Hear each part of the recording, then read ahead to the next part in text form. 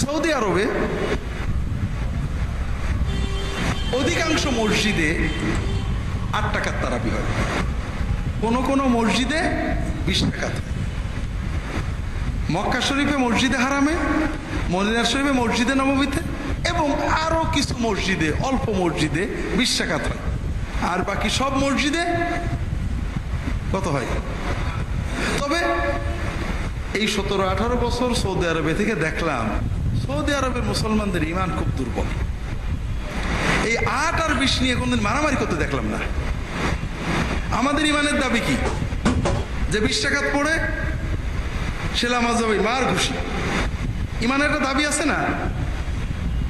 আর যে 8 টাকা পড়ে সে বেদাতি, মার ঘুষি। ইমানের যে জজবা দাবি সৌদি আরবে একেবারেই নেই। কেউ হাত ঝুলিয়ে নামাজ পড়ছে, কেউ হাত এখানে বেঁধে নামাজ পড়ছে, কেউ হাত এখানে বেঁধে নামাজ পড়ছে, কেউ রফাদাইন করছে, কেউ করছে না, কেউ আমিন বলছে, কেউ বলছে না। কারোর ইমানে একটু তাগাদা লাগে না ধরে একটা খুশি মারবে। এমনকি 20 টাকা আর 8 টাকার তারাবি একই শহরে কেউ 20 টাকা পড়ছে, কেউ 8 টাকা পড়ছে, কেউ কারোর বিরুদ্ধে কিছুই বলে না। হ্যাঁ, আলেমরা মশলা দেয়, কেউ বলে 20 উত্তম, কেউ বলে 8 উত্তম, তাও কেউ গাল দেয় না। তাহলে ও দেশে আলেমদেরও ইমান দুর্বল, মুসলমানদেরও ইমান দুর্বল। এই দুর্বল ইমানের কারণে ওদের দেশে 8-20 চলে, কোনো ঝগড়া হয় না। আর আমরা আলহামদুলিল্লাহ ইমান মজবুত হওয়ার কারণে যে কোনো অন্যায় দেখলেই যেহেতু প্রতিবাদ করতে হবে, এজন্য আমরা মাশাআল্লাহ এই ব্যাপারে খুবই তৎপর। আসলে ইমানের দৃষ্টিভঙ্গি আছে, একটু ভালো করে বোঝার চেষ্টা করি। আমি অনেক জায়গায় বলেছি, হয়তো আপনাদের বলিনি, আবারও বলি। আমরা একটা গুয়ের টুকরো, একজন লোক এক টুকরো গু নিয়ে আসলো, এটা পাক না না পাক? না পাক। আমরা এটাকে ঘৃণা করব না ভালোবাসবো? ওই গুয়ের টুকরোটা 1 জগ পানির ভিতরে রেখে দিল, গু না পাক আর পানিও না পাক। 1 দলা গু যদি 1 জগ বা 1 গ্লাসে রাখা হয়, পানি কি হবে? না। আমরা গুকেও ঘৃণা করব, পানিকেও ঘৃণা করবো, হাতও দেবো না। এই দলা গু, এইটুক দলা গুই ওই বড় একটা পুকুরের ভিতরে নিয়ে ফেললো। গুটা কি? না পাক। আর পানি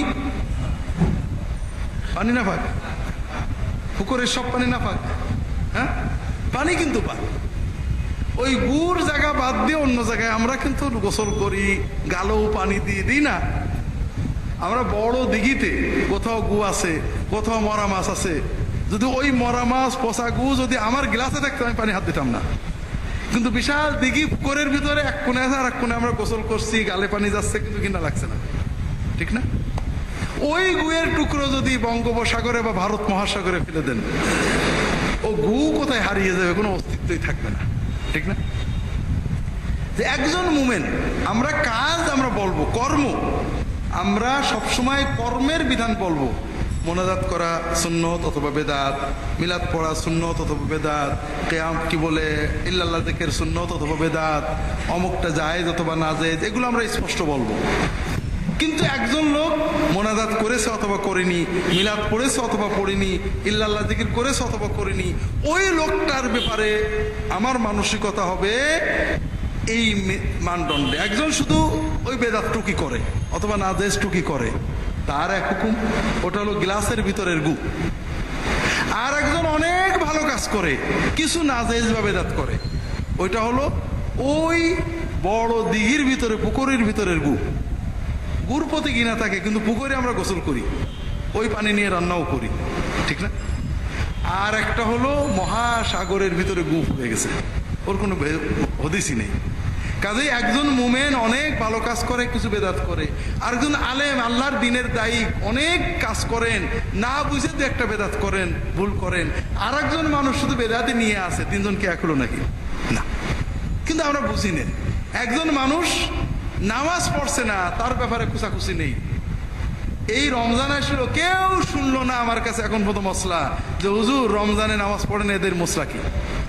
কিন্তু আমার কাছে গতকাল এক প্রোগ্রামে ছিলাম, অনেক প্রশ্নের ভিতরে প্রায় অর্ধেক প্রশ্ন হুজুর তারাবির নামাজ 20 রাকাত না 8 রাকাত, কত বুঝেছেন। আবার কারোর প্রশ্ন, হুজুর আমি নাচতে বললে নামাজ কি হবে, হুজুর নাবির নিচে হাত বাঁধলে কি নামাজ হবে। মানে নামাজের মনে হচ্ছে হোলসেল এজেন্সি নিয়ে ফেলেছে মুসলমানরা। তো যাই হোক, যেটা বলছিলাম, সৌদি আরবের মানুষদের ইমান খুব দুর্বল, আর এই কারণে আমিও কিন্তু দুর্বল ইমান। আপনারা তো দেখেনি, আমার মহব্বতের ভাইয়েরা, ছোট ভাইয়েরা, ছেলেরা বলে স্যার আপনার ভিতরে বেদাত আছে। তো কেন রে বাবা, বলে আপনি এটাও যায় যেটাও যায়, দুটো তো হইতে পারেন, একটা হইতে হবে। মুশকিল হলো সৌদি আরবে থেকে থেকে আমার ইমানটা দুর্বল হয়ে গেছে, কারণ ওখানে হুজুরা দুটোই মানে হাদিস যে কয়টা আছে সব ঠিক আছে, যে যেটা করছে আলহামদুলিল্লাহ। আমি হয়তো একটা করি, সেটা ভিন্ন কথা, কিন্তু কারোর বিরুদ্ধে বলে না। এমনকি ইমামদের ইজতিহাদ 2-3 রকম আছে, ঝগড়া করে না। তে এই দুর্বল ইমানদের ভিতরে থেকে থেকে আমার ইমানটাও এরকম দুর্বল হয়ে গেছে। তো যাই হোক, এটা আজকের উদ্দেশ্য না। উদ্দেশ্য হলো যে এই যে 20 আর 8 হয়, 8 বেশি হয়, কারণ কমের সুযোগ পাইলে মানুষ বেশি করতে চায় না। রিয়াদে একটা বড় মসজিদ ছিল, কিং খালেদ মস্ক, খুব বড় মসজিদ।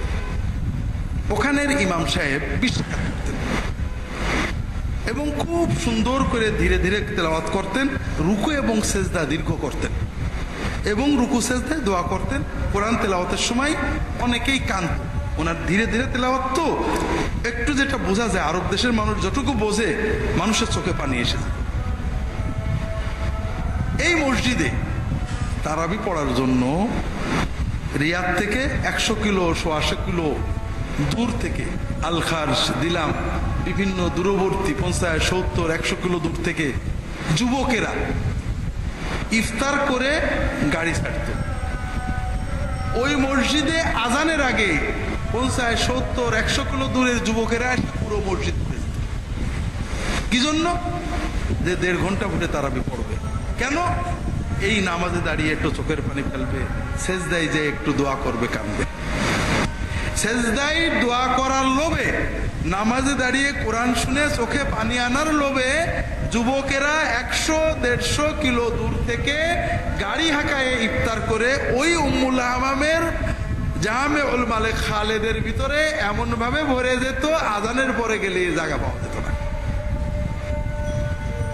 কাজেই যুবকেরা চায়, পারে, আপনি দেন, বাংলাদেশের যুবকেরাও পারবে, দেখেন না কেন। কিন্তু আমরা তাদের সামনে দিতে পারছি না।